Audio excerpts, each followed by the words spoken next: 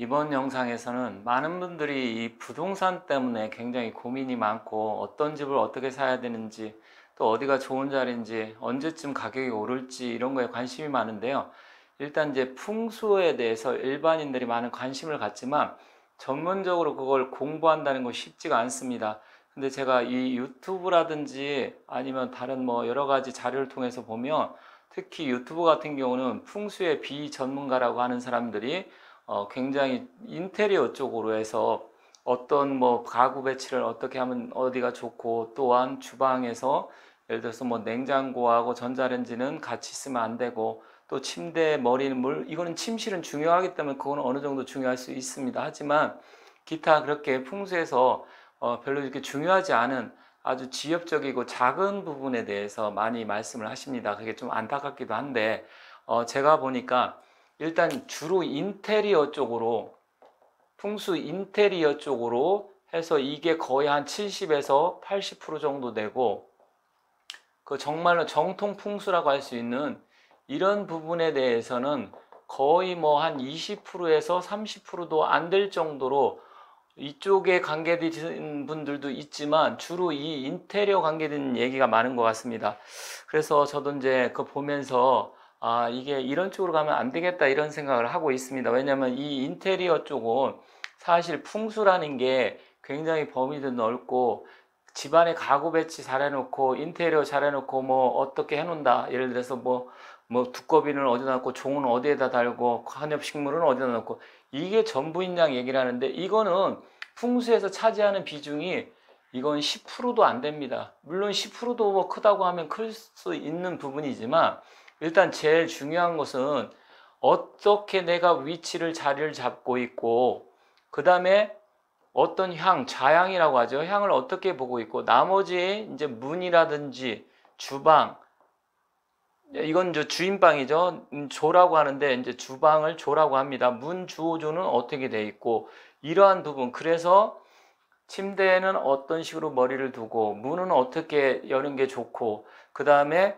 집안의 가구 배치는 어떻게 하고 이런 건데 실제로 이러한 부분에 있어서 주로 사람들이 이 인테리어 쪽에 관심이 많지 정말로 정통 풍수에서는 관심이 없습니다. 그러다 보니까 일단 이상한 방향으로 흐르는 게 굉장히 많아서 안타까운데요. 자, 이번 시간에는 이런 부분에 대해서 말씀드리고자 하는 게 아니라 여러분들께서 정말로 그냥 가볍게 내가 우리 집이 가구는 어디다 놓고 또한 침대 머리는 어떻게 놓고 그 다음에 냉장고라든지 전자레인지는 어디에다 놓는 게 좋다 이런 것을 알고 싶으신 분은 그냥 단순하게 다른 영상 보시면 좋을 것 같고요.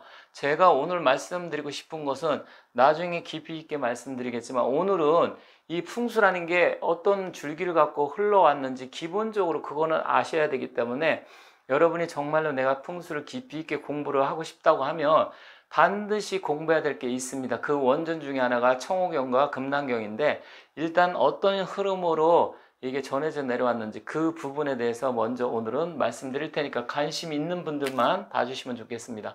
자, 풍수라는 것은 오래됐기 때문에 주로 이제 한나라 시대부터 정통적으로 풍수서가 있기 때문에 그때를 원료로 봅니다. 이 한나라 시대에 보면 일단 한나라 때 이 장량이라는 사람이 장량이 누군지 알죠? 장자방이라고 해서 그 한나라 유방을 도와서 한나라를 건국하는데 혁혁한 공을 세운 사람입니다.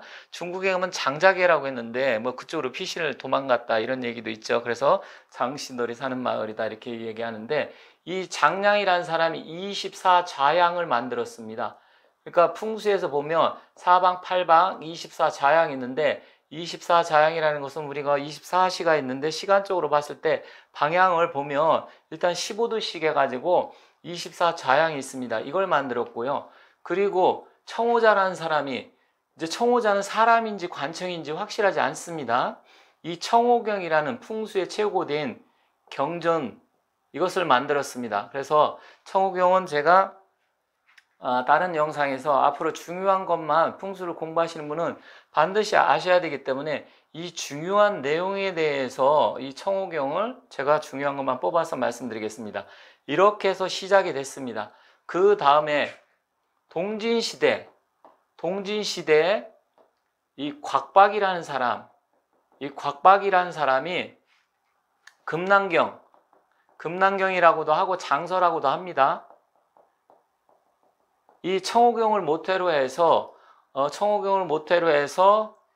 이것을 뭐 주석단다고 할까요? 다시 해설을 하면서 약간 이 사람이 이것을 정리하면서 거기다 살을 붙였습니다. 그래서 이 금난경과 청호경은 조선시대 잡가라고 하는데 지관을 뽑을 때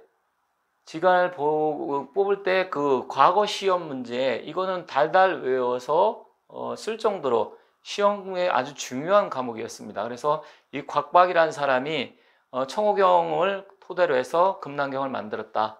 그리고 그 다음에 이제 당나라 때 아주 유명한 사람이 있습니다. 구빈 선생이라고 하는데 양균송이라는 사람이 있습니다. 이 양균송은 구빈 선생, 굉장히 일화가 많은데요. 이 사람이 이제 그 지도가 보면 자북과 도북이 있는데 지도 그 나경에다가 도북을 첨가해서 나경과 현공풍수의 이론을 정립을 시켰습니다. 그래서 그 전에는 이제 현기론 위주로 해서 산세가 어떻게 되고 또 자양이 어떻게, 자양은 여기서 나온 거죠. 산세라든지 또 사신사는 어떻게 되고 또 전체적으로 풍수의 원료를 나타낼 때 뭐 물은 어떻게 흘러가고 뭐 이런 식으로 해서 됐던 것을 이 양균송이라는 사람이 이걸 토대로 해서 여기다가 이제 자양, 이 현금풍수는 방향을 나타내는 자양이 있죠. 24자양이 있는데 이걸 토대로 해가지고서 나경이 물론 그 전에 있었지만 그것을 다시 확대해서 정립을 시킨 사람입니다. 그래서 양균송이라는 사람이 책이 5가지가 있는데 그 중에서 가장 유명한 게 감룡경과 의룡경이라는 책이 있습니다. 그래서 이제 이것은 산세 같은 걸 나타내는데 이것도 이제 현기를 많이 가미를 한 거죠. 그래서 감룡경과 의룡경이 있는데 일단 이 청호경과 금난경 그리고 감룡경과 의룡경 정도를 공부를 해야 진정한 풍수사다 그리고 풍수 전문가다 얘기를 할 수 있습니다. 다만 이 감룡경과 의룡경은 우리 국내에는 많이 알려져 있지 않고 주로 청호경과 금난경은 많이 알려져 있습니다. 그 다음에 이제 네 번째로 송나라 시대 때 호순신이라는 사람이 지리신법이라는 책을 썼습니다. 그런데 이 지리신법은 우리 조선 건국할 때 조선에 하륜이라는 사람이 있었죠. 하륜. 이 사람이 나중에 영의정까지 하던가요? 이 하륜이라는 사람이 지리신법을 토대로 해서 경복궁에 자양을 할 때 터를 잡을 때 이 지리신법을 토대로 해서 원래 계룡산 쪽에 무학대사가 터를 잡으려고 했는데 굉장히 반대를 했죠. 그런 지리신법이 있고 마지막으로 청나라 때 와서 청나라의 이 사고전서에 건륭황제의 명으로 해서 원래는 사고전서지만 7개의 그 책의 서고를 만들어서 중국 역사적으로 내려오는 모든 책, 그러니까 여러 가지 책이 있는데 이 중에서 이제 동양 철학에 관계된 풍수지리에 관계된 그런 책도 사고전서에 전시가 됐는데 12종류가 있다고 합니다. 풍수 관련.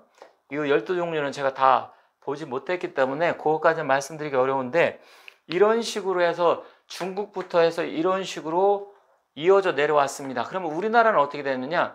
우리나라는 신라 말 또 고려 초에 도선국사, 그래서 도선비기라고 해가지고 중국의 뭐 당나라 일행선사한테 풍수를 배웠다 이런 얘기가 있는데 그렇지만 그게 연대가 서로 또 안 맞아서 이게 가짜다 진짜다 얘기가 많습니다. 어쨌든 도선국사 시대부터 해가지고서 우리나라에 풍수가 전해왔다 하는 게 일반적으로 풍수하시는 분들이 얘기하는 이야기입니다. 그리고 조선 그 초기에 와서는 경복궁 무학대사를 통해서 경복궁 좌양은 원래는 정도전이라는 사람이 결정을 했죠. 무학대사가 결국 밀렸지만 무학대사가 한양 도읍지를 선정할 때 혁혁한 공을 세운 건 맞습니다.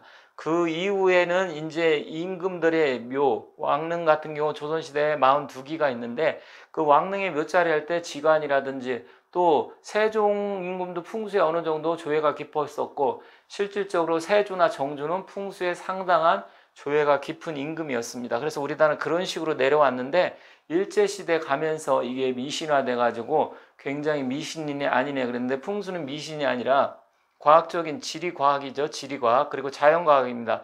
토대로 해서 내려왔다. 그리고 현재는 이제 많은 분들이 부동산 풍수라고 해서 풍수 인테리어 쪽으로 집중적으로 이야기를 하는데 풍수 인테리어는 아무리 내가 인테리어를 잘 해놓고 가구 배치라든지 침대 배치 그리고 집안에 뭐 어떤 여러 가지 그 비보책을 했다 하더라도 위치 자리가 좋지 않으면 다 아무런 소용이 없다. 풍수 인테리어를 가지고 유튜브에서 많이 얘기를 하더라도 전적으로 그걸 다 믿으시면 안 된다 이렇게 말씀드리겠습니다. 그래서 앞으로 좀 중요한 내용 풍수 인테리어는 10%도 차지하지 않습니다. 그렇기 때문에 그거 인테리어 아무리 잘해놓고 내가 이렇게 잘해놨으니까 앞으로 우리가 이제 풍수적으로 좋은 집에 인테리어 잘 꾸며놓고 가구 배치 잘해놨으니까 잘 되겠지 이거는 아니라는 점을 제가 다시 한번 말씀드리겠습니다. 그래서 앞으로 차근차근 해서 제가 알고 연구한 범위 내에서 앞으로 풍수를 좀 더 깊이 있게 말씀드리도록 하겠습니다. 자, 오늘은 풍수의 어떤 이론적인 내용을 말씀드린 게 아니고 이런 식으로 해서 풍수가 좀 내려왔다. 그리고 어떤 책을 보고 어떤 걸 공부를 해야 되는지 그런 부분에 대해서 간단하게 말씀드렸습니다. 다음 시간에 다음 영상에서는 이제 구체적으로 또 하나하나 어떤 자리가 좋은 자리인지 찾아가면서 공부를 해보도록 하겠습니다. 감사합니다.